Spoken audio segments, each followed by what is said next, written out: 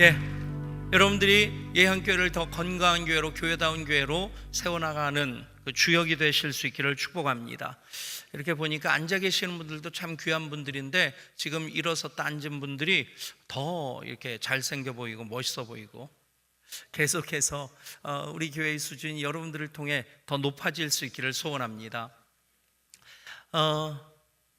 우리가 건강한 교회, 사도행전적인 교회를 우리 교회의 모델로 삼고 그 교회를 회복시키고자 하는 그 마음으로 개척해서 지금까지 18년 동안 이어왔습니다. 개척하면서 마음이 어떤 마음이었냐면, 그때까지 제가 담임 목사 5년 했고 부목사 6년이 아니네요. 부목사 7년, 8년 정도 7년 했었고, 그런데 개척하면서 제가 무슨 마음을 가졌냐면, 제로 포인트부터 다시 시작하자. 그냥 익숙한 대로 해오던 대로 하는 것이 아니라 정말 교회에 대한 질문을 다시 하고 또 교회 그림을 밑그림부터 다시 그리자 하는 그 마음 가지고 교회를 시작했습니다. 예.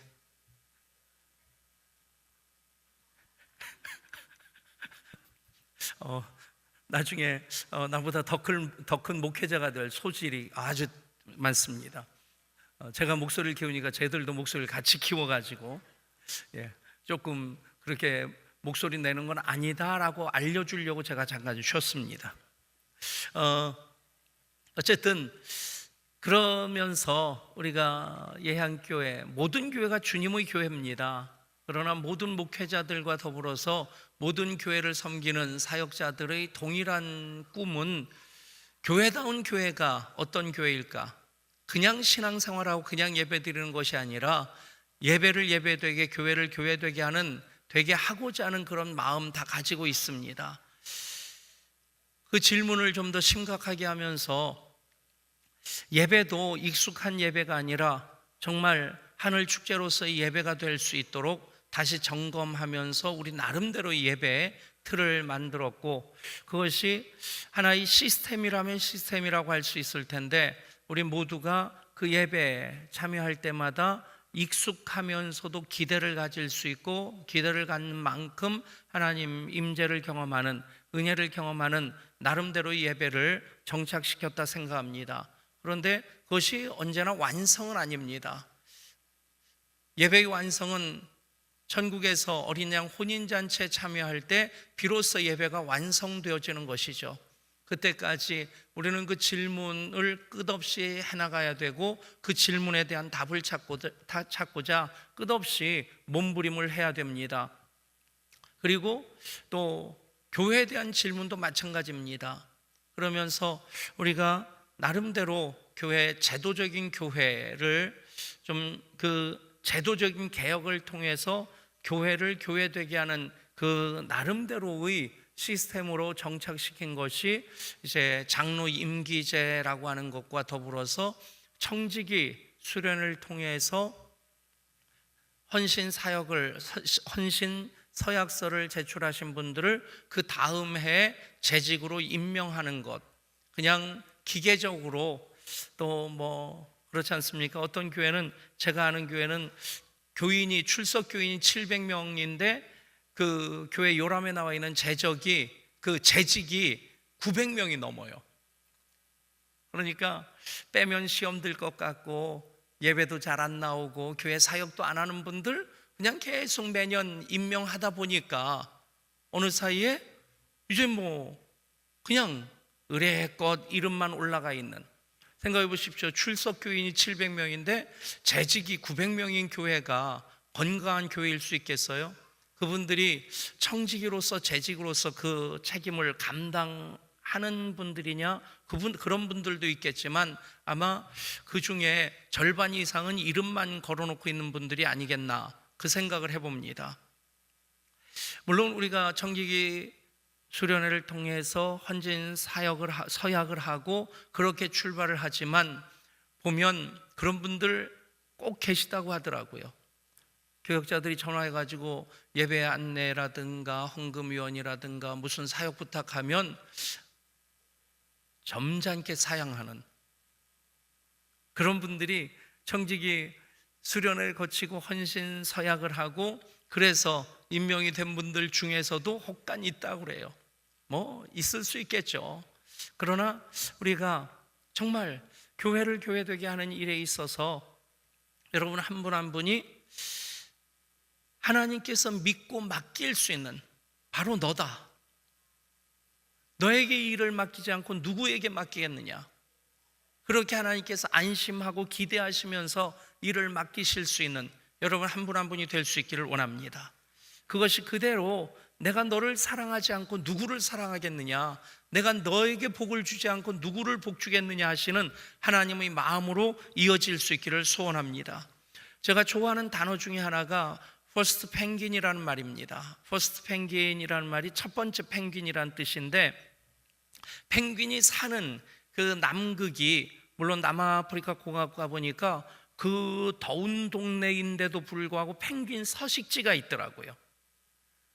그렇다고 털이 뭐 듬성듬 빠져가지고 털갈이를 한 펭귄들도 아니고 남극 심사들하고 생긴 건 똑같은데 그냥 그렇게 추정을 하더라고요. 어떻게 그 빙산에 떠밀려 왔다든지 그곳까지 왔던 펭귄 무리들이 그곳에 정착하면서 그 아프리카에 물론 남아프리카 공화국 그러면 적도에서는 한참 내려가서입니다. 그래도 우리나라보다는 훨씬 더운 지역인데 겨울이라고 해도 0도 아래로 내려가는 때가 거의 없는 그런 지역인데 그곳에 펭귄이 산다는 게 그게 참 신기했어요. 그게 또 관광지로 그렇게 각광을 받더라고요. 펭귄 서식지가 있고 바로 옆에까지 사람이 사는 그 마을이 있고 마을 바로 옆에 그 펭귄 서식지가 보호되고 있다는 것이 참 신기하다는 생각이 들었는데, 근데 대부분의 펭귄은 남극에서 살죠. 알을 낳으면 암컷이 알을 낳아서 수컷의 발 위에다 이렇게 놓습니다. 그러면 발을 이렇게 오므려 가지고 알을 그 위에다 올려놓고 그리고 깃털로 덮어서 그 알을 보온해 주는데, 그렇다고 그 알 골고루 따뜻해야 되니까 계속해서 이 다리를 살살살 움직여 가지고 이 알을 이제 굴려주는 거예요. 근데 그렇게 굴리다가 실수해서 그 알이 다리에서 발 위에서 떨어지면 생각해 보세요. 팔이 있어서 금방 집어들 수 있는 펭귄이 아니지 않습니까? 날개 2개 하고 다리 2개밖에 없으니까 그 한 번 굴러 떨어지면 이걸 다시 올려놓는 그 사이에 얼어 죽는답니다. 그렇게 알을 수컷 발 위에 놔놓고 그리고는 이제 암컷은 먹이를 사냥하러 가는 거예요. 먹이를 사냥하러 가면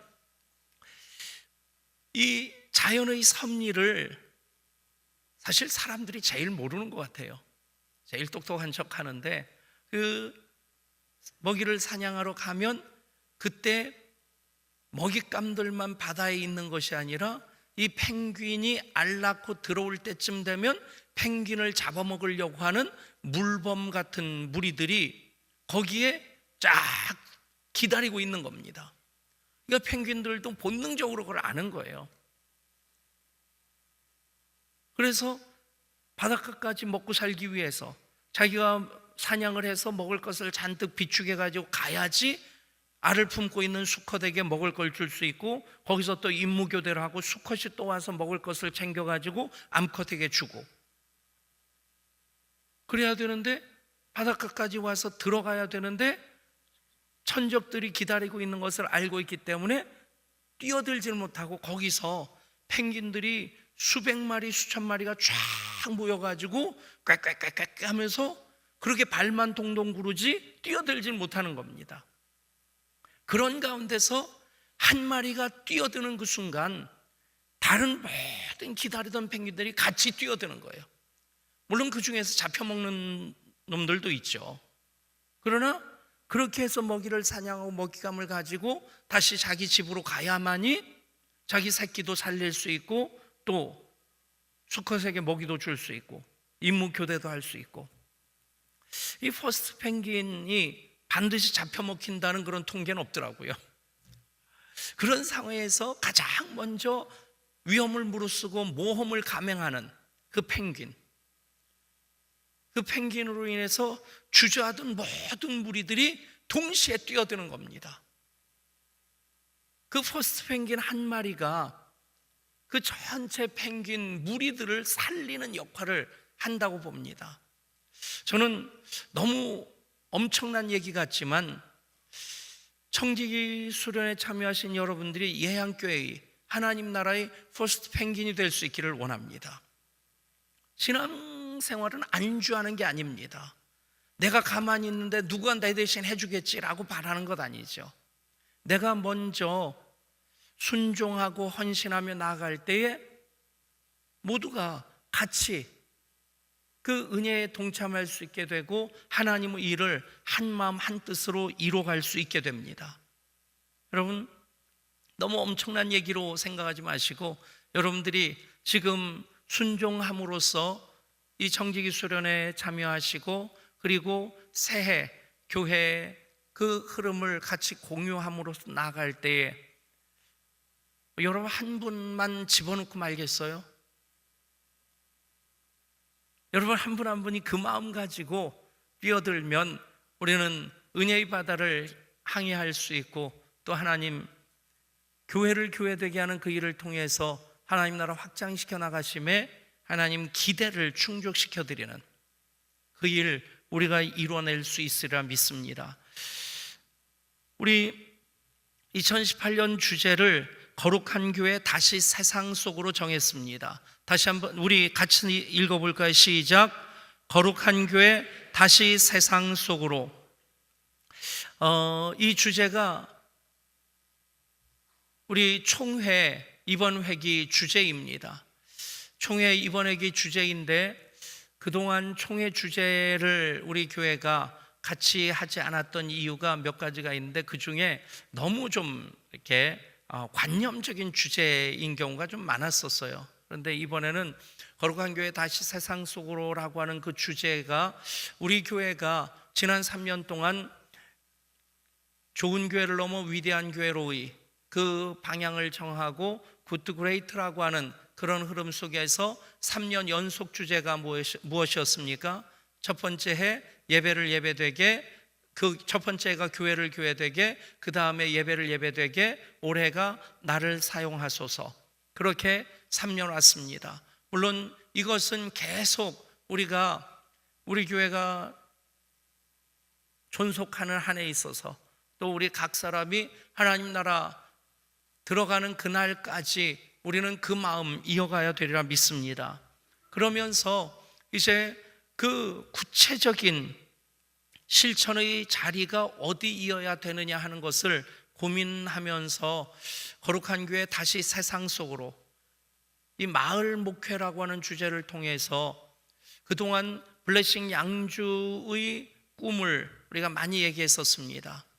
꿈이 있는 교회, 꿈대로 되는 교회, 그것이 예향이라는 이름에 들어가 있는 5가지 예향의 꿈, 바로 첫 번째가 예수님의 향연에 참여하는 꿈, 예배의 비전이죠. 두 번째가 예수님을 향하여 자라가는 꿈, 그것이 다음 세대 교회 학교의 꿈입니다. 그리고 세 번째가 예수님의 그 향기로 섬기며 사귀는 꿈, 그것이 섬김과 사귐, 그 코이노니아와 디아코니아의 비전이고, 네 번째가 예수님의 향리의 그 향리, 천국을 건설하고 확장하는 꿈, 그것이 전도와 선교의 비전입니다. 그렇게 예수님의 꿈을 예향이라는 이름에 다 담았는데 그것의 방향성으로 우리가 익숙하게 자주 반복해서 우리 귀에 박혀있는 그 표현이 블레싱 양주의 꿈과 열방을 치유하며 행진하는 사명입니다. 그렇다고 한다면 블레싱 양주의 꿈이 무엇입니까? 양주를 축복하고 양주의 복이 되는 교회입니다. 사실 이미 우리 교회가 출석교인 3,000명, 다음 세대까지 출석교인 3,000명이면 세계적으로 메가처치에 이렇게 해당이 되어집니다. 메가처치를 우리말로 표현하면 대형교회를 넘어서서 우리나라에는 이 초대형 교회들이 많아가지고 그쪽을 이제 대형교회로 구분하는데, 사실 교회 성장하기라든가 그런 쪽에서 이렇게 분류할 때 1,000명 이상 되면 대형 교회로 분류가 되어집니다.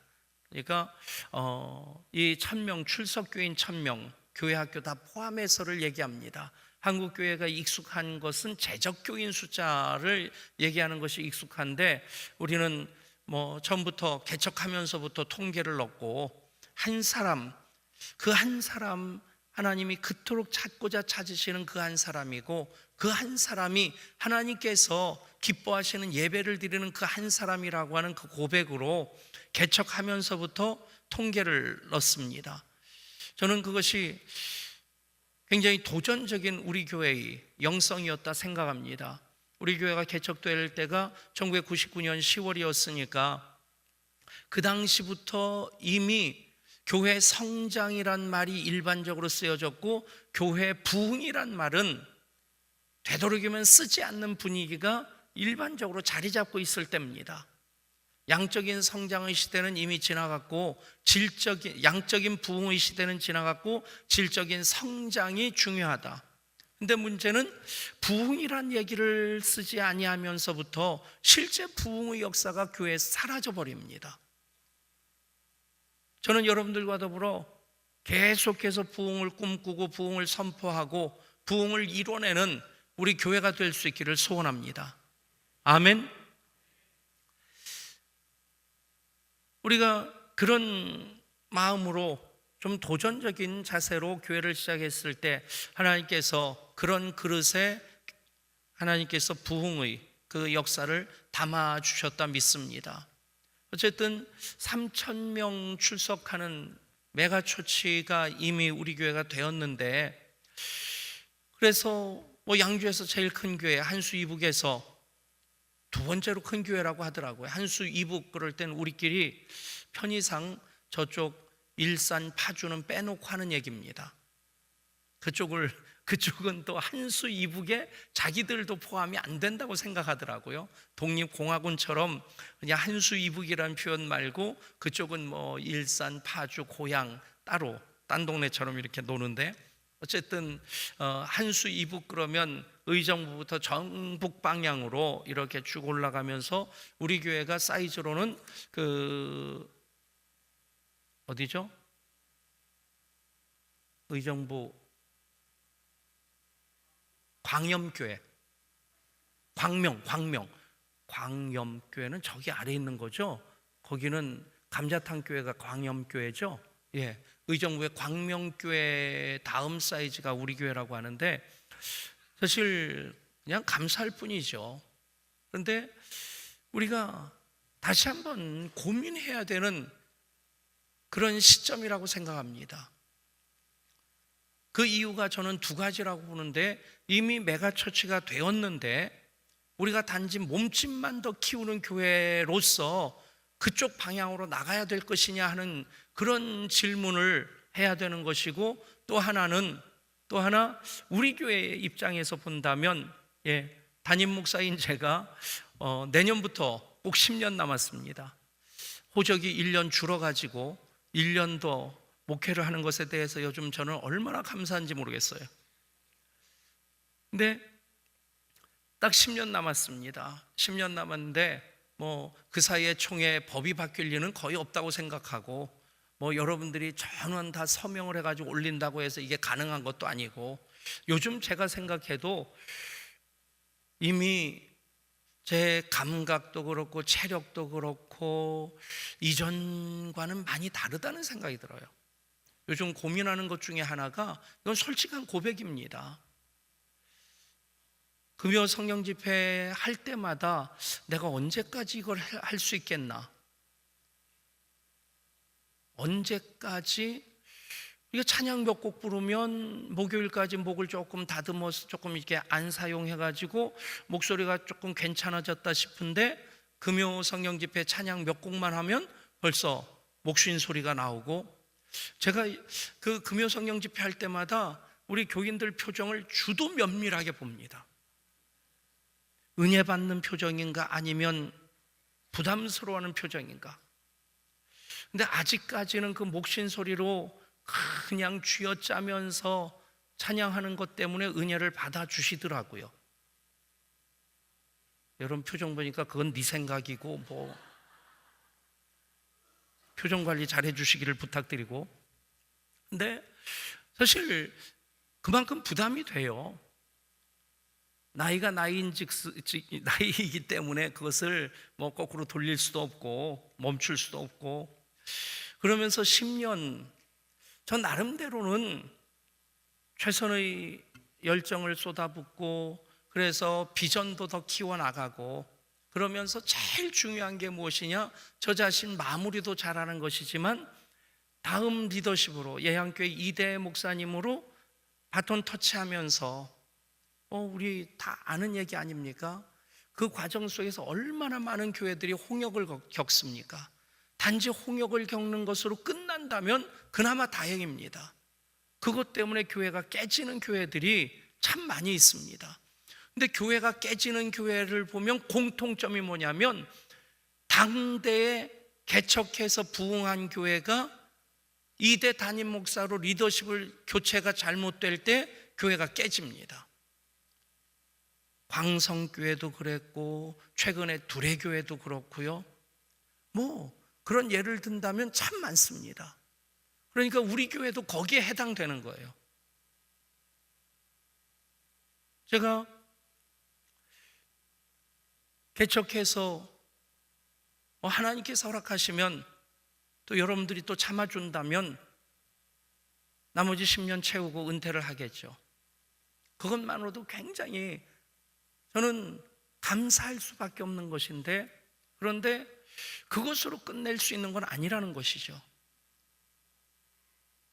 모든 공동체, 회사도 그렇고 교회도 그렇고 30년이 공동체의 수명이라고 얘기를 하더라고요. 근데 그 이상을 넘어가는 그런 공동체는 정말 생명력이 있는 교회입니다. 우리 교회가 그런 교회가 될 수 있기를 원합니다. 그래서 여러분들 중에 뭐 저랑 나이가 비슷한 분들을 제외하고는 지금 57년생 이전을 제외하고, 더 쉽게 얘기하면 최영식 장로님을 기점으로 해가지고 그 아래는 여러분들이 예향교회 1대뿐 아니라 2대까지도 그 담임 목사님과 함께 예향교회 비전을 펼쳐나가셔야 될 분들입니다. 그 책임은 저에게만 있는 것 아니에요. 우리 모두가 공유한 책임이고, 그래서 그런 비전을 가지고 준비할 때 우리는 예향교회 1대뿐만 아니라 2대에 더 부흥하는 교회, 하나님께서 더 크게 사용하시는 교회로 또 새로운 교회의 역사를 써나갈 수 있게 될 줄 믿습니다. 아멘. 여러분, 이것은 우리 욕심이 아니라 하나님의 바람입니다. 하나님의 기대입니다. 요즘 JTBC에서 언제 그렇게 교회에 대한 관심이 많았는지 MS 교회, 그냥 그 정도로 얘기하겠습니다. 아무튼 그 교회 얘기를 계속 다루더라고요. 좋은 의미로서의 관심이 아니라 그냥 계속 비난하고 비판하는. 근데 그것에 대해서 또 교회 내부에서도 여러분들은 의도적으로 세습이라는 표현을 안 쓰시면 좋겠어요. 우리 교단에서도 총회에서 결의한 것이 무엇이냐면 대물림 금지입니다. 대물림 금지인데 사회 언론에서도 그것을 세습이라는 용어를 사용하고 있고, 교회 안에서도 세습이라는 용어를 일반적으로 써요. 그 부정적인 의미가 그 안에는 아예 들어있는 말입니다. 그 교회가 한 일을 잘했다고 변명하려는 것 아니고,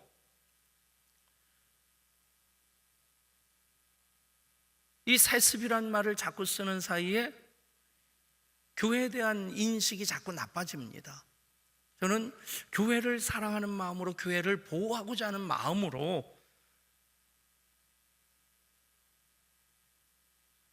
그 부분에 대한 여러분의 담임 목사의 입장이 무엇인지 궁금하십니까? 얘기할까요?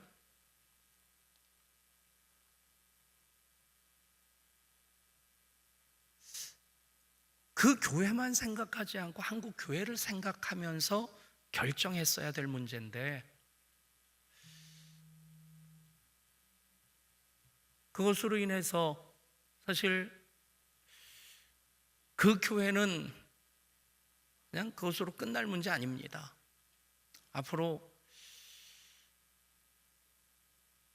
총회와의 관계도 있고, 총회의 관계 속에서 끝날 문제도 아니고, 제가 예측컨대 사회법정까지 가고 나중에는 우리 교단 탈퇴하는 것까지 그렇게 이렇게 가지 않겠나 하는 예측을 해봅니다. 그냥 예측이에요.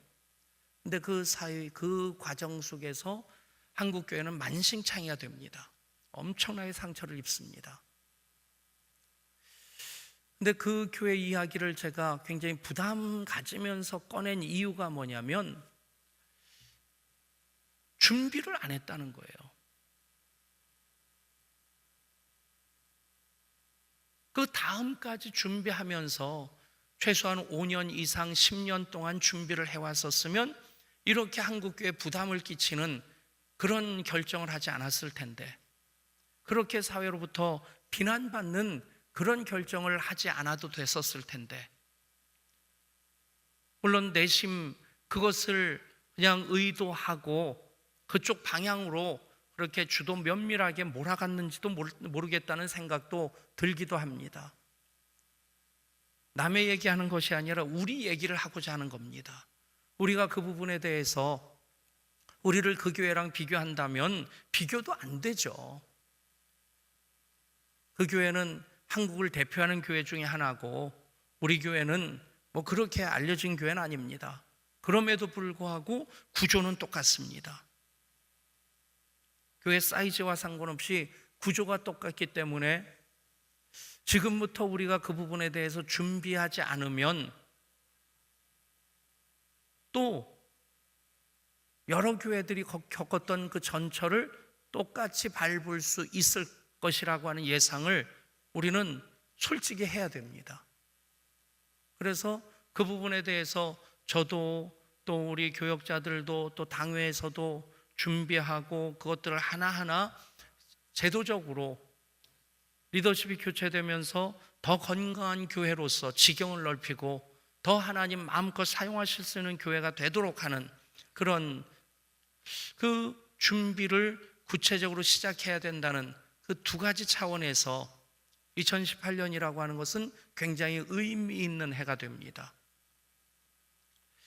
그런 고민들과 더불어서 우리 주제를 거룩한 교회 다시 세상 속으로라고 정한 것입니다. 단지 총회 주제이기 때문에 그냥 우리가 따라하는 것이 아니라 우리 교회의 방향, 우리 교회의 고민을 풀어낼 수 있는 것으로서 이 주제가 적합하다 하는 판단을 했고, 그리고 교역자들과 논의를 하고 그리고 이것을 정했습니다.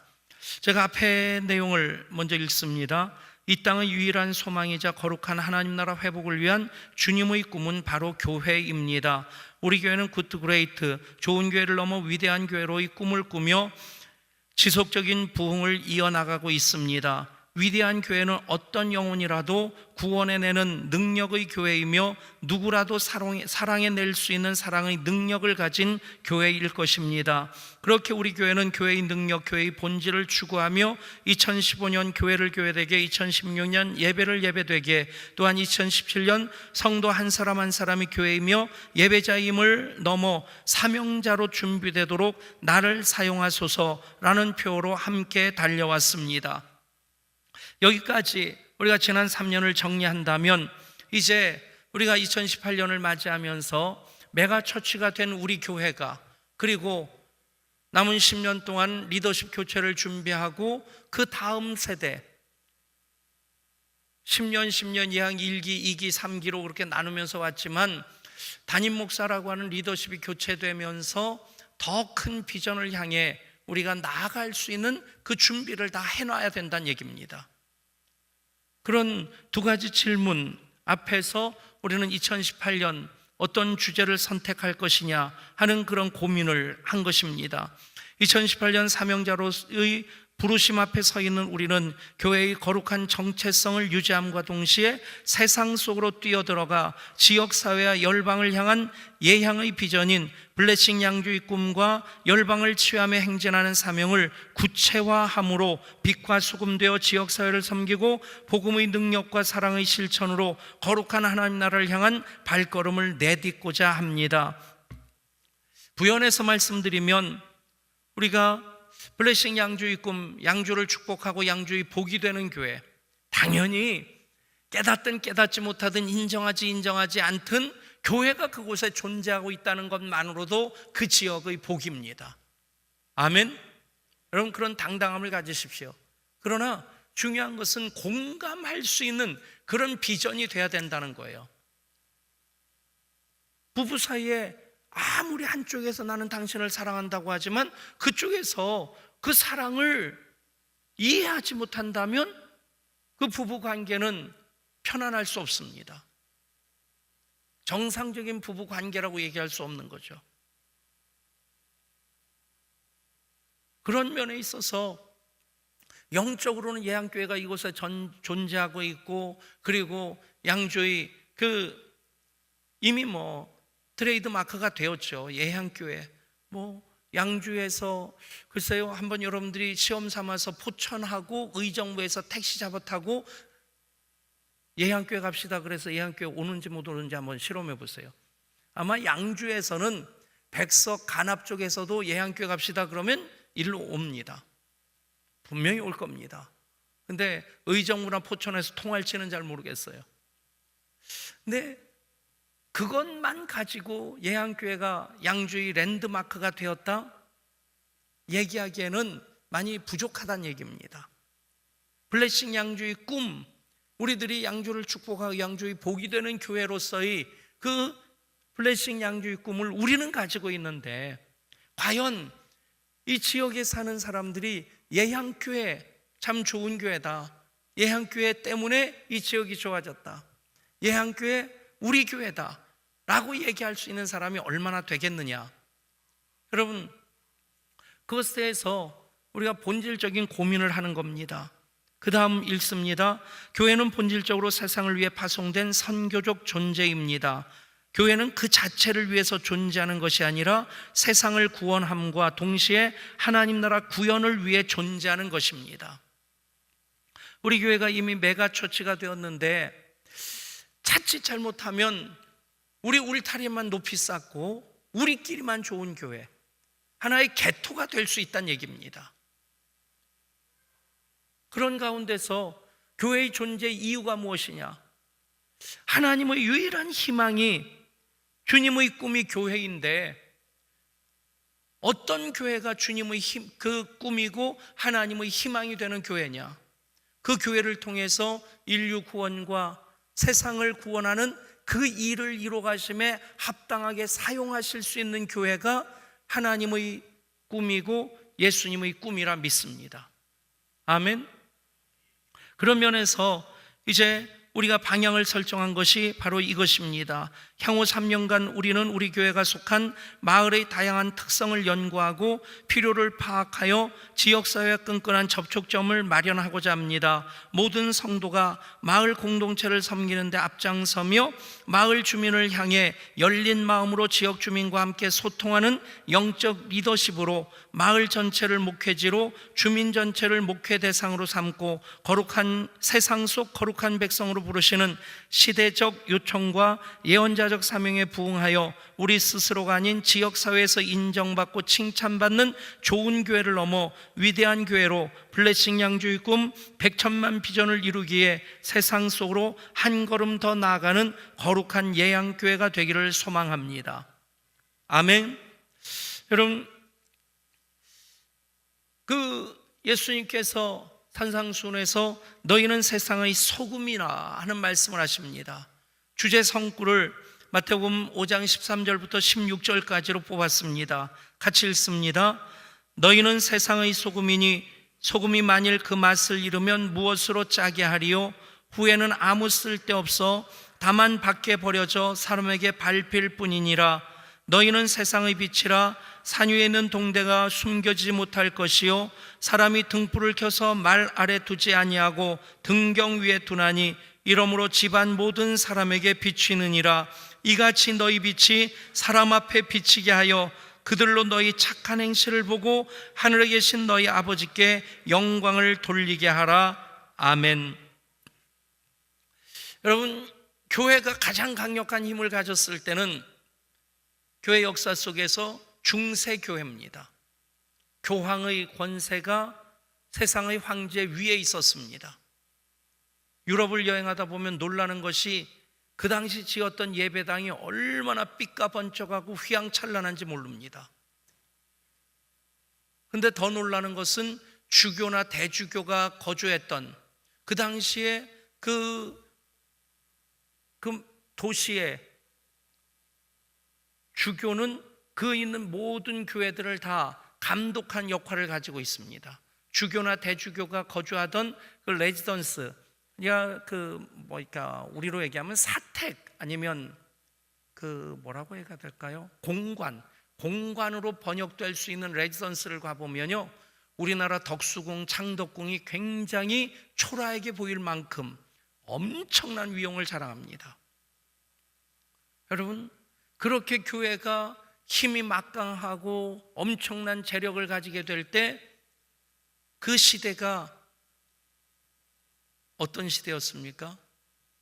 암흑 시대였어요. 인류 역사상 가장 어두웠던 시대. 물론 서양을 얘기하는 것입니다만은, 또 하나 예를 든다면 한국교회가 3.1운동을 주도했습니다.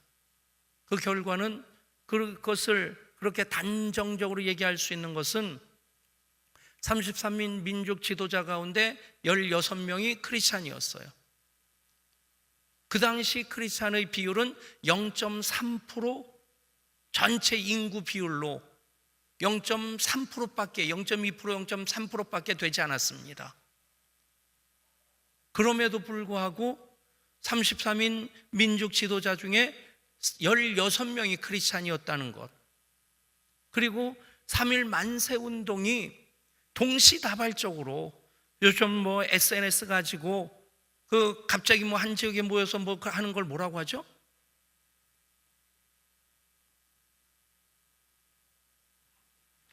예, 여러분들은 오직 그냥 성경만 보시고 그런 식으로 할 수 있는 소통이 되던 시대가 아니에요. 전화가 있던 시대도 아닙니다. 정부에서 공문을 내려도 말 타고 쫓아다니면서 그 파발말을 달리면서 이렇게 그 파발마다 그 공문을 전하면 또 전하고 전하던 그런 시대입니다. 그런데 3.1 만세 운동이 전국 도처에서 동시다발적으로 한꺼번에 김인현 3월 1일 정오, 터지자 밀물 같은 대한독립 만세, 여러분, 이것이 가능했던 이유는 교회입니다. 교회들이 태극기를 만들고 교회들이 그 독립선언서를 프린트하고 그 교회들이 모든 마을마다 거점이 돼서 그것을 준비했을 때 3.1 만세운동이 동시다발적으로 삼천리 방방곡곡에서 일어날 수 있었던 겁니다. 그런 흐름 속에서 당연하게 찬송가였던 동해물과 백두산이 마르고 닳도록가 국가가 된 거예요. 그런 흐름 속에서 너무 당연하게 무궁화 삼천리 화려강산, 무궁화는 샤론의 꽃, 예수님의 꽃입니다. 남궁옥 전도사가 독립투사이기도 하지만, 독립운동가이기도 하지만 전도사였어요. 그가 한 일이 뭐냐면 무궁화 보급운동을 했어요. 무궁화 보급운동을 왜 했느냐? 민족 혼을 심어주기 위함인데, 그냥 민족 혼이 아니라 예수 정신을 담고 있는 샤론의 꽃인 무궁화를 심어서 예수 정신으로 이 나라가 꽉 차기를 바라면서 무궁화 보급운동을 한 겁니다. 그런 흐름 속에서 당연히 무궁화가 나라꽃이 된 거예요. 그 이전까지는 무궁화에 대한 문헌상의 기록을 찾아볼 수 없었어요. 그러니까 한국인의 정서에 맞는 꽃 그러면 사쿠라가, 벚꽃의 자생지가 이 한반도라고 그래요. 그러면 그쪽을 무효화시키고 벚꽃을 국화로 한다든지, 아니면 한국의 정서상 어울리는 꽃은 무엇일까요? 저는 진달래 같아요. 아니면 개나리. 그런 것이 가장 친밀한 꽃이 아니겠나 싶은데, 어쨌든 그런 일이 가능했던 이유 0.3%밖에 안 되는데, 그런데 그 당시에 교회는요, 교회 목사는, 교회 장로는 당연히 그 마을의 지도자였어요.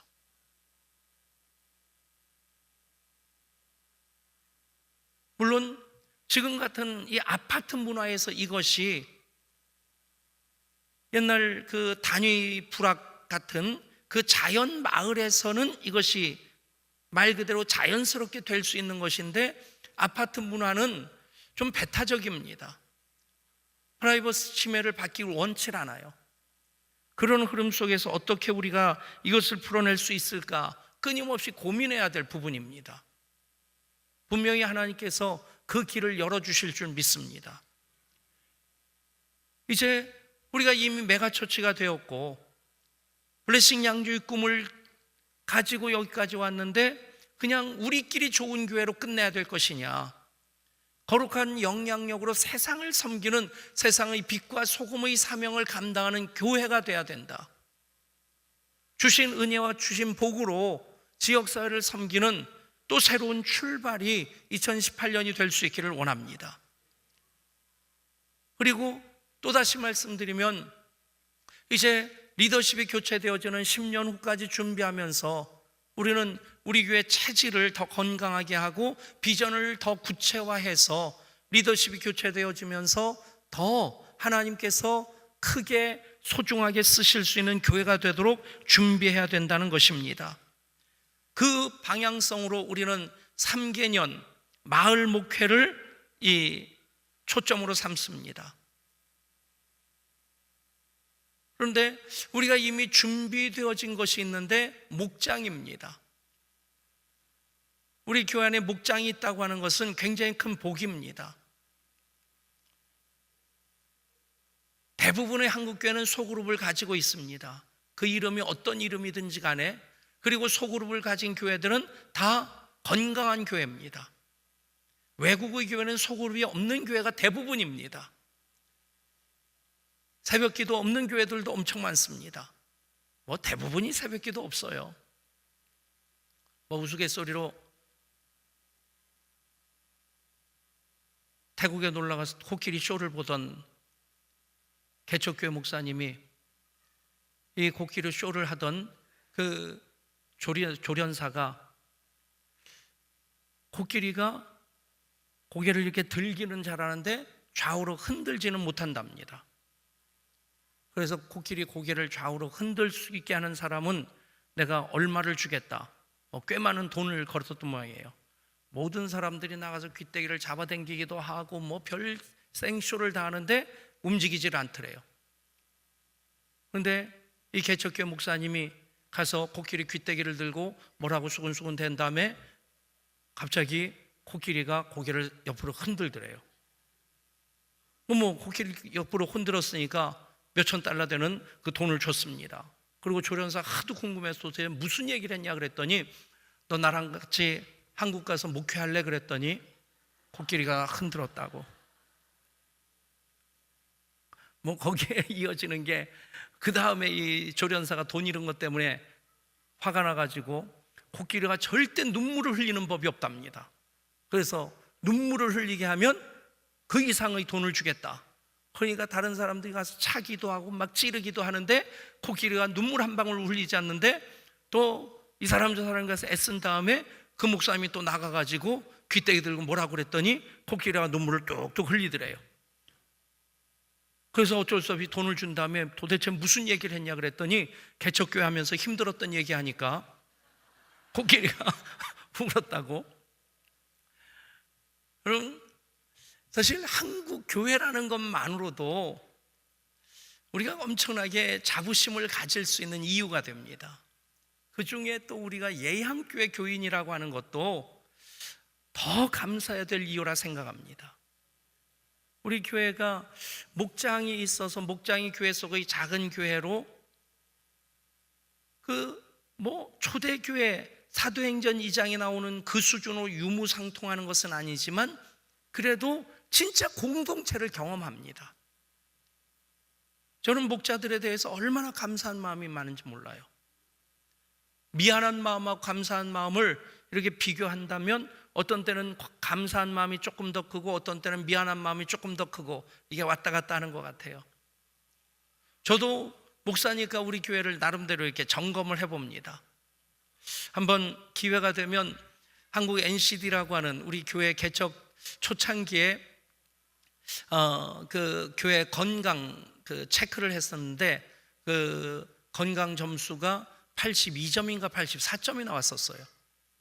저는 굉장히 자존심 상했었는데 나중에 설문지 쭉 보니까 60점 이상이면 건강한 교회고 80점 이상은 거의 나오지 않는 점수라고 그러더라고요. 요즘 우리가 건강성 점사를 그걸 한번 다시 하면 어떨까? 하지 않는 이유는 그때보다 점수가 내려갈 것 같아서 지금 제가 못합니다.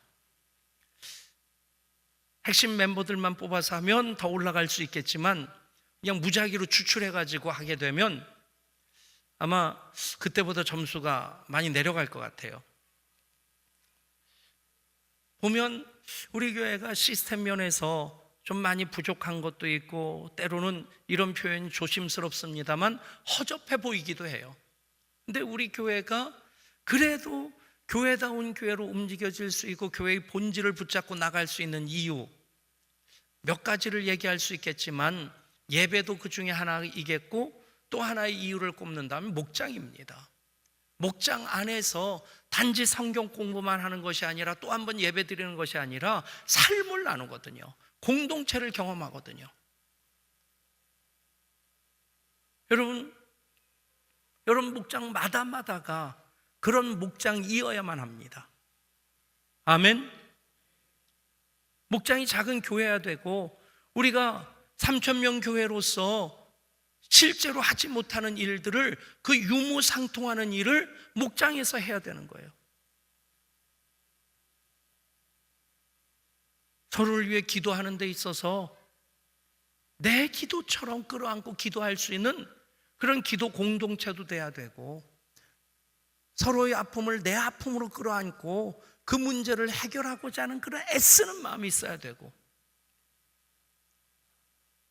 목장에서 있었던 얘기 한두 가지만 한다면 한 목장의 세 가족이 목장에 배정이 됐는데 그 가정이 이쪽으로 이사와서 작은 식당을 개업을 한 거예요. 근데 마침 그때 아기가 태어났어요. 안 해보던 식당을 하고 아기가 태어났으니까 애 뒤치다거리 하느라고 아내는 아내로서 일을 못하고 그러니까 부부관계도 그렇고 그 식당도 엉망이 되고 근데 그 목장에서 그 가정을 끌어안고 기도하는 것이 기도만 하는 것이 아니라 서로 시간 날 때마다 가서 설거지도 해주고 서빙도 해주고 애도 봐주고 그런 사이에 이 가정이 살아나고 그래서 부인도 목자가 되고 여러분 정말이지 목장마다 뭐 꼭 그런 일을 경험하기 위해서 안 되는 식당들만 그냥 전도해가지고 가서 그런 똑같은 일을 해야 된다는 것 아닙니다. 여러분 우리가 목장에서 삶을 나누는 공동체의 경험을 하고 있기 때문에 우리가 마을교회로 마을을 우리 교인으로 끌어안고 섬기는 데 있어서 조건 없이 섬기는 것까지도 가능하다는 얘기입니다. 그것이 우리 교회가 이미 준비된 교회라고 생각을 합니다. 사실 이 주제에 대해서 토의를 할 때 도시 문화 속에서 아파트 문화에서 과연 이것이 가능하겠느냐? 농어촌 교회에서는 가능하겠지만 예외적으로 몇몇 교회는 가능하겠지만 일반적으로 가능한 것은 아니다. 그런 반론들이 참 많이 있었습니다. 그럼에도 불구하고 이것은 교회가 존재하는 이유이기 때문에 포기할 수 없는 방향이기도 하고, 또 우리 교회가 교회를 교회되게 예배를 예배되게 나를 사용하소서 3년 연속 주제로 여기까지 와서 이제는 우리 교회 주신 그 은혜, 그 복으로 이제 그 거룩한 영향력을 확장시켜 나감에 있어서 마을 목회라고 하는 그것을 또 하나의 핵심으로 붙잡고 앞으로 3년을 가고자 합니다. 실천 목표 큰 3번 보십시오. 마을 목회와 마을 교회와 마을 목회, 마을을 교회로, 주민을 교인으로, 거룩한 교회 다시 세상 속으로의 거대 담론은, 담론이라고 하는 것은 이야기란 얘기입니다. 토의하는 그런 주제인데, 교회의 거룩한 정체성을 유지함과 동시에 세상으로 들어가 지역사회를 새롭게 변화시키는 교회가 되자는 취지로 지역사회와 함께하고 지역 공동체를 세우는 마을 목회야말로 위기에 직면한 한국교회가 지역과 대화하고 소통하는 섬김과 사랑의 실천 속에서 자신의 존재 의의를 나타낼 수 있습니다. 그리스도께서 이 세상에 성육신 하신 것처럼 교회는 마을의 문제와 아픔들을 마음속 깊이 살피면서 그들을 향해 다가서는 선교적 삶을 살아야 하는 것입니다. 지금까지 우리 교회가 전도를 위해서 이 일을 안 한 것 아닙니다. 그런데 전도라고 하는 눈앞의 목표만이 아니라 세상의 빛과 소금으로서 세상을 섬기는 교회의 본질적인 그 사명까지 우리가 다시 확인하면서 그 지경을 넓혀나가는 그런 계기로 삼고자 합니다. 이제 보시면 마을 목회의 이론적 기초 몇 가지 간단하게 말씀드리면, 첫 번째는 성경적인 배경입니다. 구약 성경에서 창조 질서 안에 구체화된 하나님 나라 공동체는 모든 인간이 하나님 앞에서 더불어 살아가야 하는 평등한 존재임을 말씀하고 있고, 또 모세 율법에 이제 기존의 계층 질서를 인정하는 범위 내에서 정의로운 공동체의 확립, 약자 보호를 기본 정신으로 하는, 그래서 사회 경제적 불이나 불평등에 대한 압제 금지, 공정한 부의 재분배를 목표로 하는 정의로운 평등을 모세율법에서 얘기하고 있습니다. 모세율법, 10계명 이런 것들은 그 당시로서는 가히 혁명적인 내용들입니다. 약자 보호법 같은 것, 지금 우리나라에서도 구현되지 못하는 그런 정의와 평등이 모세시대 율법에 이미 다 담겨져 있고, 그것을 하나님께서 하나님 백성들에게 강조해서 고아와 과부뿐 아니라 이방인들을 향한 자비와 긍휼을 실천하게 하십니다. 그 대표적인 것이 안식일 규례와 안식년, 희년 규정입니다. 그 안식일, 안식년, 희년, 이것이 우리는 하나님을 향한 예배의 관점으로만 보는데 수평적으로 약자들, 소외된 자들을 배려하도록 하시는 하나님의 법이 안식일, 안식년, 희년입니다. 그 부분에 대한 강조가 상대적으로 교회에서는 약했습니다. 이제는 그 부분을 균형을 맞춰야 됩니다. 그리고 신약 배경에서 예수님께서 하나님 나라 복음을 선포하시면서 그것이 하나님 나라 공동체의 복음이 지역 공동체와 연약한 이웃을 섬기는 마을 목회가 되어야 된다는 것을 말씀하시고, 그래서 오늘도 내일도 나는 나의 길을 가야 된다. 그 마을 속으로 들어가셔서 그 마을 사람들과 함께 지내시면서 그들을 하나님 나라 백성으로 삼으시는 그 일을 행해 나가시죠. 이 일이 종교개혁으로도 이어지고 있고, 특별히 하나님의 선교라고 하는 면에서 하나님의 선교의 주체는 교회가 아니라 하나님이시라는 겁니다. 교회는 그 하나님의 부르심 앞에 순종함으로 그 선교적인 사명을 감당해야 되는데, 교회가 주체가 되는 것과 하나님이 주체가 되는 것이 왜 다르냐? 얼만큼 다르냐? 교회가 주체가 되면 교회가 선교적인 방법이라든가 그런 것들을 선택할 수 있게 됩니다. 결정할 수 있게 됩니다. 그런데 하나님의 선교로 하나님의 선교의 주체가 되시면 교회는 순종함으로 그 일을 행해야 될 책임을 지게 되는 겁니다. 교회가 선교의 주체가 아닙니다. 하나님이 선교의 주체이십니다. 그래서 거기서 강조되어지는 것은 하나님의 선교는 해외나 특별한 선교지, 우리가 전도와 선교를 일반적으로 그렇게 구분하죠. 하나님의 복음이 동일 문화권 내에서 전파되어지는 것을 전도라고 하고 타 문화권에 전파되어지는 것을 선교로 구분을 일반적으로 합니다. 그렇죠? 해외 전도라는 말을 쓰면 뭔가 어색합니다. 아니면 우리가 동네 전도하러 나가면서 우리 마을 선교하러 나갑시다 그러면 그것도 어색해 보여요. 반면에 학원 전도라는 표현보다는 학원 선교, 교정 선교, 군 선교 뭐 그런 특수한 문화 속에 들어가서 복음을 전하는 것을 선교로 이렇게 구분하는 데 익숙해 있습니다. 그런데 성경적으로 보면요, 복음하고 선교는 똑같은 겁니다. 그냥 표현만 달리할 뿐이에요. 전도가 선교고 선교가 그대로 그 전도입니다.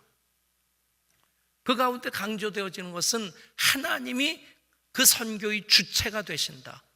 그래서 해외나 특별한 곳만 선교지가 아니라 교회가 서 있는 모든 것이 선교지가 된다. 다시 말하면 각각의 교회가 위치한 마을과 지역이 구체적인 선교지이다. 여러분, 그런 면에서 우리는 선교의 중심이 이곳으로부터 다시 동심원을 그리면서 계속 퍼져나갈 수 있도록 해외 거점만을 마련한 것이 아니라 이 지역을 섬기는 선교적인 것들 다시 확인하고 그 동심원이 교회를 중심으로 해서 계속해서 퍼져나갈 수 있는 그런 방향성을 가져야만 합니다. 그 가운데 또 예수님이 이 땅에 사람의 몸을 입고 성육신 하셨다 하는 것, 그것이 바로 하나님이 세상을 이처럼 사랑하시사 독생자를 주신 이유입니다.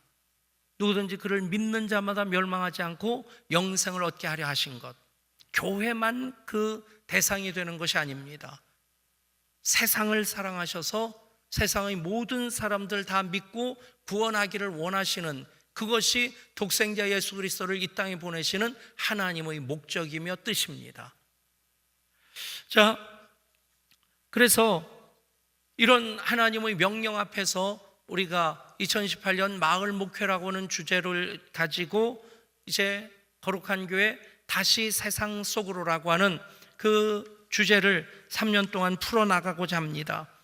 중간은 쭉 여러분들이 읽어보시고 4쪽 9번 보시겠습니다. 정리 보시면 교회의 사회봉사가 다 마을 목회는 아니다.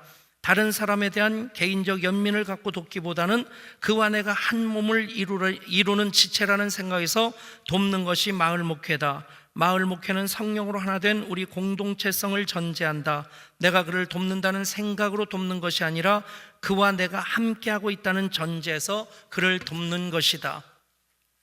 이제 페이지를 넘겨봅니다.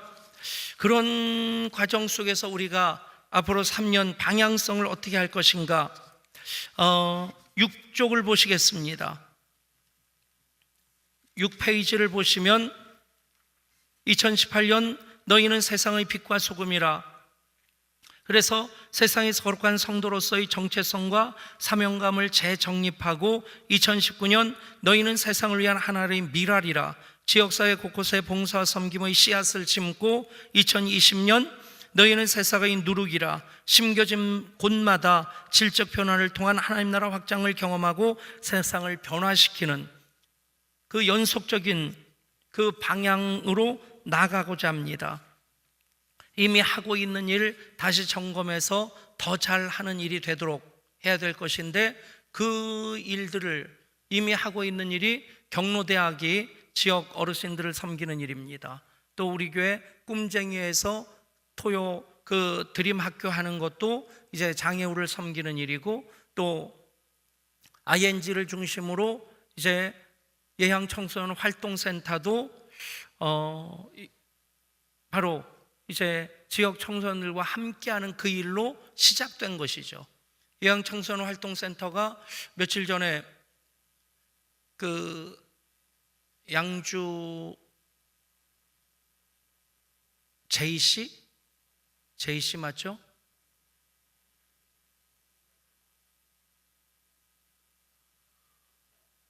우리 교역자들은 다 어디 가셨어? 어디죠? 양주. 어디랑 MOU 맺었어요? 나중에 우리 교역자들만 시험 볼 겁니다.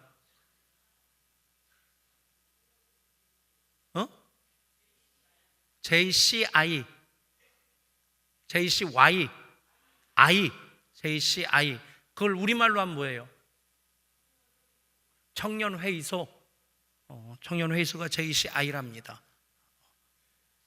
제가 헷갈린다고 여러분들 헷갈리지 마시고, 거기랑 그 MOU를 맺어서 그곳에서의 청소년 활동을 예향 청소년 활동센터를 통해서 하기로. 별로 이게 감동이 없어요. 예, 우아하신 세 분을 축복합니다. 3대까지 복 받으시기를 원합니다. 이미 우리가 참 잘하고 있는 일들이 있습니다. 예를 들어서 여러분들이 이 일을 위해서 좀 기도해 주시기를 바라고, 이미 당회에서 결정하고 준비하고 있는 것이 장애인 종합복지관 옥정동에 들어서는 것을 우리 교회가 그것을 이제 맡아서 운영하도록 할 수 있도록 지금 준비도 하고 있고, 근데 이런 복지관이 하나가 나오면 기독교하고 천주교하고 불교 그러니까 그 지역에 있는 교회 하나 하고, 또 그 여기는 의정부 교구죠. 의정부 교구하고 그리고 조계종 그 하고 이렇게 3파전이 벌려진다고 하더라고요. 그 노인 종합복지관을 우리가 좀 해보려고 했는데, 그 준회교회가 하루 먼저 준비를 시작했다고 해서 양보해 달라고 그래서 양보해 드렸는데, 이 말씀드리는 것은 우리 꿈쟁이에서 토요 드림 학교도 하고 있고, 이 장애인 종합복지관이 이제 우리 교회가 이제 맡아서 운영을 하게 되면 우리 꿈쟁이 아이들 생활 훈련까지 이어질 수 있고, 우리 교회 아이들만 아니라 지역의 그 장애우들을 우리가 그리스도의 사랑으로 품어 안고 거기 가서 봉사하는 분들, 뭐 유급이든 자원봉사자든 우리 교인들이 중심이 되어 섬기면 잘 섬길 수 있을 것 같아요. 뭐 준비된 분들이 그렇게 쓰임 받을 수 있으라 생각하고요. 그런 일들, 우리가 지역사회를 섬기는데 여러분들이 이해하기 쉽도록 이 방향이 어떻게 돼야 되는 것을 말씀드리는 겁니다. 우리가 장애의 꿈쟁이가 있고, 꿈쟁이들 1년에 2번 토요 드림 학교를 하는 것으로 우리 아이들만 끌어안는 것이 아니라 장애인 종합복지관 같은 것을 우리가 맡아서 하면 재정적으로도 후원을 해야 됩니다. 재정적으로도 후원해야 되고, 그러나 그 일을 통해서 지역에 있는 장애우들을 섬길 수 있게 되는 거죠. 그 지경을 넓혀가는 일들, 청소년 활동센터를 통해서 우리 교회 인투나 ING 아이들만 봉사 점수 받고, 아니면 국제 청소년 그 포상제도 에든버러 시스템에 참여하는 그런 기회를 갖는 것이 아니라 지역 청소년들과 함께 그 일을 하고, 그리고 그 아이들에게도 그런 기회를 주고, 그래서 그 예양청소년활동센터가 교회 안의 기관이 아니라 이 지역사회의 기관이 되어서 지역사회를 섬기는 그 일도 할 수 있도록 하는 것, 그것이 이제 마을 목회의 방향으로 여러분들이 이해하시면 됩니다. 이해가 되시겠습니까? 그 일을 다시 정리해서 말씀드립니다. 2018년 우리가 지난 3년 동안 좋은 교회를 넘어 위대한 교회의 그 비전으로 교회를 교회되게, 예배를 예배되게 나를 사용하소서. 우리가 그러므로 받은 은혜, 이미 우리 교회가 메가처치가 되어서 이제는 어떻게 하나님 부르심에 더 온전히 순종하고 쓰임받을 수 있겠는가 하는 그 부르심, 그리고 또 앞으로 10년 우리 교회가 리더십 교체까지 준비하면서 이 모든 과정이 준비된 그런 그 리더십 교체가 되도록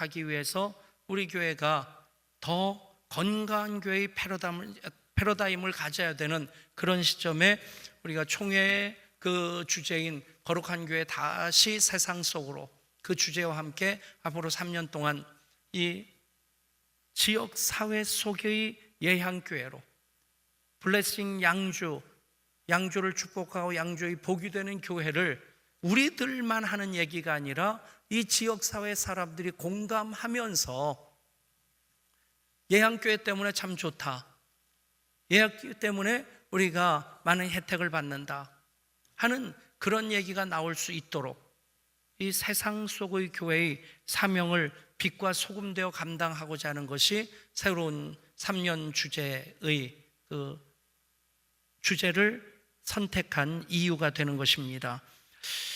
앞으로 이 일을 통해서 하나하나 이제 구체적인 실천 방안을 우리 교역자들이 의논하고 리더십들과 같이 또 검토해서 여러분들과 같이 나누려고 합니다. 예를 들어 아주 쉬운 방법 중에 하나는 통반장하는 운동. 이 G12 셀마다는 G12 네트워크마다는 통반장 하나씩 하게 하는 거 굉장히 중요한 것이라 생각합니다. 아파트 부녀회장, 그 동네가 굉장히 세죠. 이권이 개입돼 있고 그래서 그 굉장히 가장 참 그런 얘기도 하더라고요. 우리 이쪽 동네는 아닌 것 같은데 좀 아파트가 비싼 동네일수록 이 부녀회가 적폐청산의 대상이라고 하는 그런 얘기가 있을 만큼 아주 이권단체로 그냥 똘똘 뭉쳐가지고, 그런데 그런 곳에 우리 교인들이 들어가서 순수한 마음으로 섬기면서 그 문화를 바꿔나가고, 우리 교인 중에 부녀회장이 돼가지고 아파트를 섬길 때 우리 교회도 그 아파트 행사를 또 지원해 줄 수 있고, 그런 이 지역사회와 같이 호흡하고 같이 그 하나님 주시는 은혜를 공유하는 그런 교회 비전이 마을 목회 비전입니다. 앞으로 그 부분들은 우리가 방향을 설정하고 그것을 오늘 함께 나눴는데 계속해서 조금 더 구체화시키는 그런 방향들 나아가고, 이쪽에서는 이제 섬김사역위원회 가칭 그런 것이 만들어진다면 그쪽에서는 전도를 목적으로 하는 게 아니라 순수하게 그냥 함께하는, 도와주고 나누는 그런 쪽에서 이 일을 해나갈 수 있을 것입니다. 그러면서 우리가 군선교를 하게 된 계기도 이쪽 지역에 군 부대가 많기 때문에 우리 교인들 가운데 군인 가족들이 의외로 많아요. 그 군인 가족들이 군인 교회를 섬기면서 그렇게 자기 역할을 하면 좋을 텐데, 또 그분들 나름대로 은혜 받기 위해서 예한교회로 오셨는데, 그분들이 우리 교회에 계시는 만큼 우리가 군인교회를 거룩한 부담감으로 섬겨야 되겠다 하는 그 생각으로 군선교를 끌어안은 것이고, 그런 것이 앞으로 장애우를 섬기는 사역으로도, 또 지역 어른들을 섬기는 것으로도, 그리고 이 한수 이북 쪽에 또 많이 분포해 있는 분들이 탈북민이라고 그래요. 그 탈북민들을 돕는 그 일, 제가 그래도 그 경기도 그 통일협력위원 종교인 기독교 대표입니다. 알란가 모르겠어요. 근데 어쨌든 그 일도 그렇고, 또 총회에서도 남북한 선교통일위원회 이게 서기로 책임을 맡았는데, 그 일도 하나님께서 우리 교회를 그쪽 방향으로, 또 우리 교회가 용천노회라고 하는 이북노회에 소속돼 있다고 하는 것도 다 그런 쪽에서 하나님 우리 교회를 그 방향으로 이끌어 가시는 그런 증거들이라 생각합니다. 이 부분들에 대해서 여러분들과 같이 공감하고 좋은 교회에서 위대한 교회로, 굿 그레이트, 이제 그것을 세상을 섬기는 교회로 우리가 계속해서 거룩한 영향력을 확장시켜 나가며 2018년이 또 새로운 출발점이 될 수 있기를 원합니다.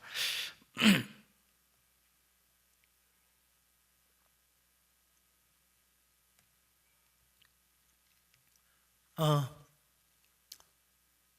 예, 주제 설명을 여기까지 마치겠고요. 여러분들에게 나눠드린 그 유인물들을 보십시오.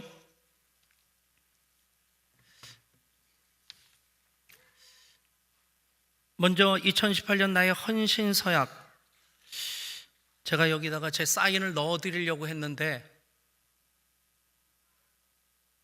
깜빡 잊어버리고 사인을 못 넣어가지고 그 예향교회 로고가 제 사인이라고 보시고, 작년 재작년 제가 사인해서 코팅해서 나눠드리겠다고 했는데 그 시건을 하고 말았어요. 하다가 보니까 이게 시간이 너무 걸리고, 그리고 어느 사이에 3월 4월 되는데 그때 코팅해서 나눠드리는 게 오히려 어색하겠더라고요. 그래서 올해는 이게 예한교회 로고로 제 사인을 가름할 테니까, 자, 거기 헌신서약 나 하고 자기 이름을 써놓습니다. 볼펜 없는 분은 손 드시고요.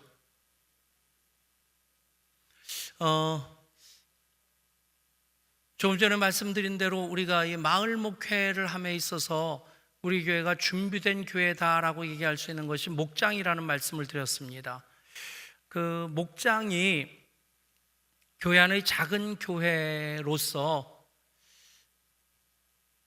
우리 교회가 공동체 교회로서 점점 커질수록 이 목장은 점점 더 작아져야 됩니다. 작아져야 된다는 것은 사이즈를 얘기하는 것이 아니라 그만큼 긴밀한 공동체성을 가져야 된다는 겁니다. 눈빛만 보아도 알 수 있을 만큼. 그래서 우리 목장이 우리 교회 안에서 모든 비전을 같이 공유하는 시스템으로 가고 있고, 그래서 우리 교회는 목장 중심의 교회, 목장 교회라고 얘기할 수 있을 텐데, 여러분들이 이제 목장을 중심으로 움직여갈 때 목자가 모든 것을 가르친다든가 이끌어간다든가 하는 그런 어떤 부담감 갖지 마시고, 목원들과 함께 그 모든 것을 같이 한다는 그 의식을 가지시기 바랍니다. 예를 들어서 우리가 해피워크를 합니다. 해피워크가 조정을 해서 지금은 본당 청소하고 또 주방 봉사, 1년에 많이 돌아가면 2번에서 4번까지 돌아가리라 생각하는데, 근데 그 부분은 여러분들이 이 목장이 교회 안의 작은 교회로서 교회를 섬기는 데 있어 여러분들이 몸으로서 섬기는 훈련을 하는 겁니다. 안 하면 편하죠. 근데 사실 우리 교회가 1000명 단위까지 덕정이 있을 때까지는 그 모든 그 교회 사역을 목장이 다 했습니다. 근데 여기 와서 너무 버겁다고 해서 이제 주중에 우리 청소를 돕는 분들 일용직을 써서 이제 이 예배당 밖은 다 그분들이 일주일에 2번, 3번 청소를 합니다. 3번 청소를 하는데 예배당하고 또 애찬 봉사는 여러분들이 교회의 주인 의식 가지고 그 일을 해피워크로 섬기는 일, 의미 있게 소중하게 품어주시기 바랍니다. 목자 혼자 나와서 하려고 하면 지치고요. 목원들하고 같이 할 수 있는 목원들 불러서 같이 하면서 교회를 몸으로 섬기는, 예를 들어서 여러분들이 가정에서의 일들, 뭐 저희 집도 특별한 때는 예를 들어 저희 아버님이 저희 집에 계실 때 한 2주 동안은 그 도우미에게 도움을 요청하기도 했었습니다. 근데 손님 오시게 되면 제가 청소하고 설거지도 하고 다 합니다. 왜냐하면 우리 집안 일이기 때문에. 어쩌다가 중요한 일은 도움을 요청할 수 있겠지만, 그러나 우리 집 일이기 때문에 제가 청소하고 뭐 때로는 설거지도 하고 합니다. 마찬가지로 우리 교회 일인데 우리 교회를 섬기는 그 일, 여러분들이 청지기로서 해피워크를 하는 일에 여러분들이 앞장서실 수 있기를 바랍니다. 그것을 힘들다는 얘기를 좀 가끔 듣는데, 그냥 목자만 하니까 힘들고 몇몇 목장이 참석하니까 안 하는 목장들 때문에 전체가 또 힘들어져요.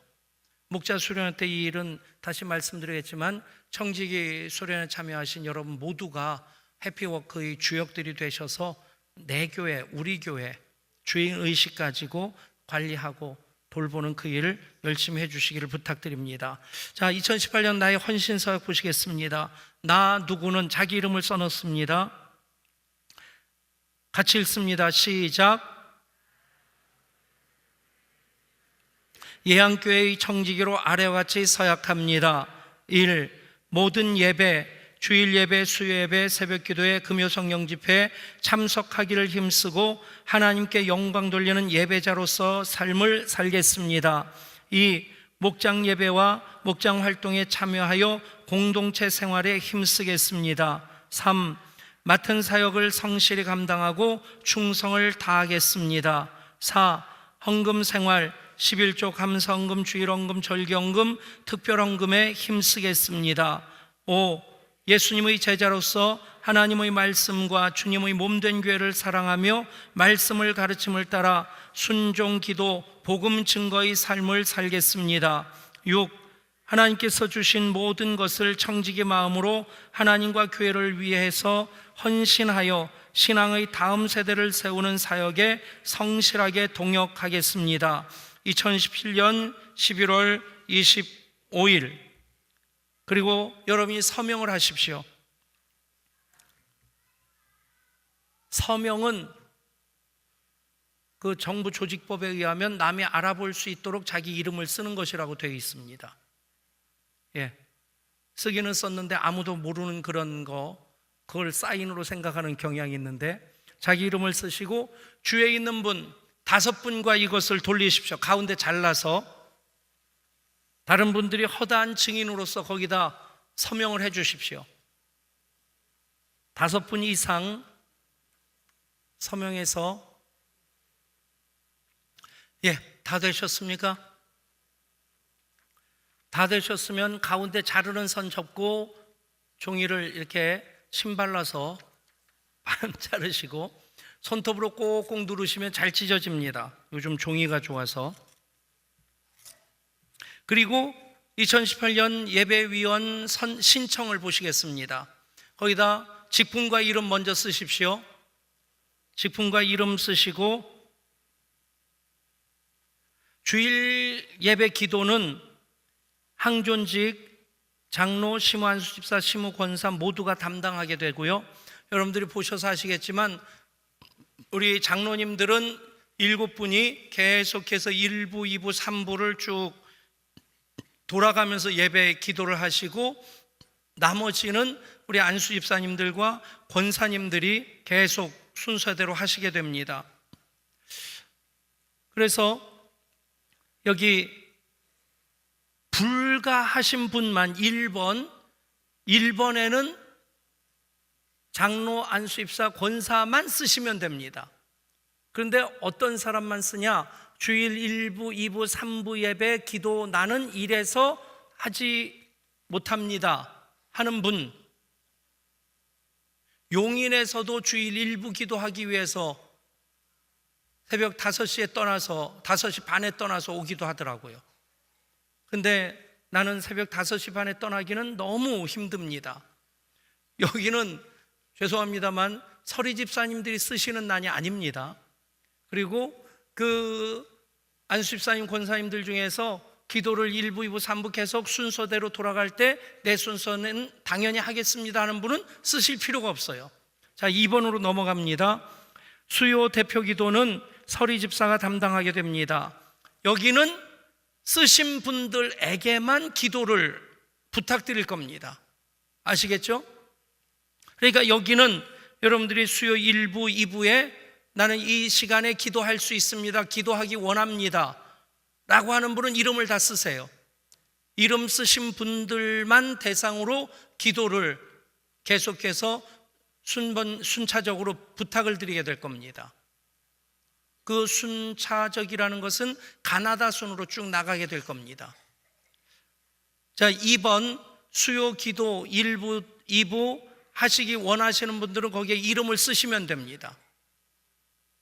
그리고 3번 봉헌위원은 모두 안수집사, 권사, 서리집사 모두 섬기실 수 있습니다. 봉헌위원으로 섬길 수 있는 예배 시간에 체크 표시해 주세요.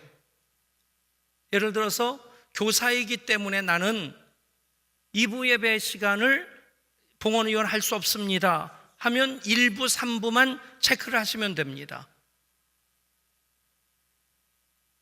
나는 찬양대원이기 때문에 3부 예배는 봉헌위원으로 섬길 수 없습니다. 그러면 봉헌위원으로 1부, 2부를 섬기기 원하시면 1부, 2부에 체크를 하셔야 됩니다. 2번과 3번은 체크해 주신 분에 한해서 봉헌위원 기도 순서를 부탁드리도록 하겠습니다. 그러니까 지금 체크를 해주시면 되겠고, 이것은 나가시면서 반드시 제출해 주셔야 됩니다. 이것으로 출석표를 가름합니다.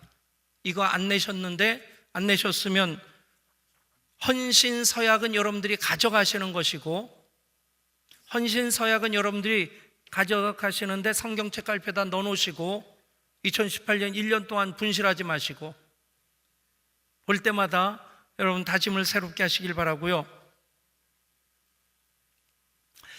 예배위원 신청을 오늘 출석표로 내시는 것이고, 그 다음에 거룩한 교회 다시 세상 속으로 2018년 사역 신청서가 있습니다. 아주 인쇄가 잘 되어 있는데 그 종이가 너무 좋죠. 그래서 일회용인데 종이 좀 싼 거로 해라 그랬더니 인쇄소에서 같은 값이기 때문에 이걸로 해준다고 이걸로 해줬답니다. 예, 얇은 종이랑 두꺼운 종이랑 똑같은 값으로 해준 거니까 혹시 그것 때문에 마음 불편하신 분 없기를 바라고요. 자, 이것은 여러분들이 지금 체크하고 제출하셔야 되는데, 오늘 이건 내일까지 제출하시도록 하겠습니다. 그러시면 되겠죠? 예? 예, 내일까지 사역 신청서는 하셔가지고, 청지기는 사역하는 분입니다. 계급이 아니에요. 성지기 수련회 하고 재직으로 이름 올라가 있는데 나 사역 안 할 거예요, 그따위 소리 하지 마시고 무슨 사역이든지 반드시 하셔야 되고, 이 사역 신청서 안 내신 분들은 교구 목사님들을 통해서 반드시 이 사역 신청서를 받고, 그래도 안 된 분은 목자를 통해서 또 받을 겁니다. 그러니까 이 사역 신청서는 100% 내셔야 되는 것이니까 그렇게 하시고, 내일까지 사역 신청서는, 이 목사님 지금 거둘까요? 내일까지 잘 내시겠죠? 예, 저 믿음대로 될 줄 믿습니다. 그리고 목자들만 나가시면서 목장 예배 일지를 목자들만 가져가십시오. 11월까지 결산하고 목장 일지는 12월부터 써야 되기 때문에 여러분들이 가져가시기 바라고, 목자는 반드시 재정 감사를 받으셔야 됩니다. 자, 질문 있으십니까? 우리 찬양곡하고 같이 기도하는 시간 갖겠습니다. 우리에겐 소원이 하나 있네.